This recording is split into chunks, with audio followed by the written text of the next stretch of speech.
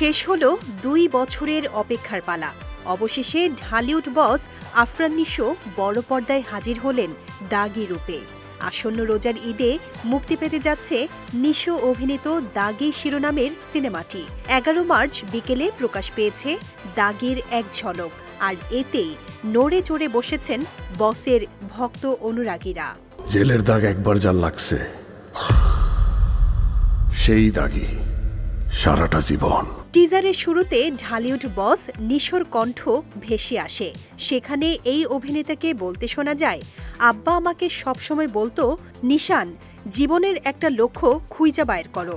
এরপরেই হিংস্র রূপে নিশোকে বলতে শোনা যায়, এখন বুঝতে পারতেছি জীবনের লক্ষ্য। টিজারের শেষে দাগি বলেন, জেলের দাগ একবার যার লাগছে, সেই দাগি সারাটা জীবন।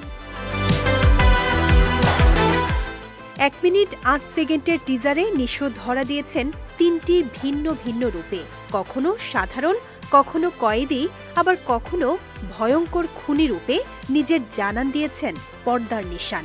সঙ্গে প্রেমিক রূপেও পর্দায় দেখা গেছে ঢালিউড বসকে। তমা মির্জা ও নিশোর রসায়নে মজেছেন তাদের ভক্ত অনুরাগীরা। ১০ মার্চ সন্ধ্যা ৭টায় দাগি সিনেমার টিজার আসার ঘোষণা দেওয়ার পর থেকেই অপেক্ষার প্রহর গুনছিলেন নিশো ভক্তরা।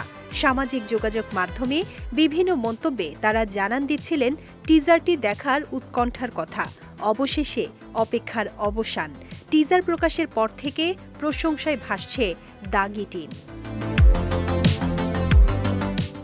দাগি সিনেমায় নিশো, তমা ছাড়া আরও অভিনয় করেছেন শহীদুজ্জামান সেলিম, সুনেরা বিনতে কামাল, মিলি বাশার সহ অনেকে।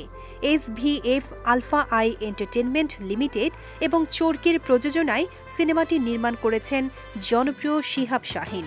দাগি মুক্তি আর প্রায়শ্চিত্তের গল্প। এই ধরনের গল্প দেশের মানুষ এর আগে দেখেনি বলে জানান এর নির্মাতা। আসন্ন রোজার ঈদে মুক্তি পাবে সিনেমাটি।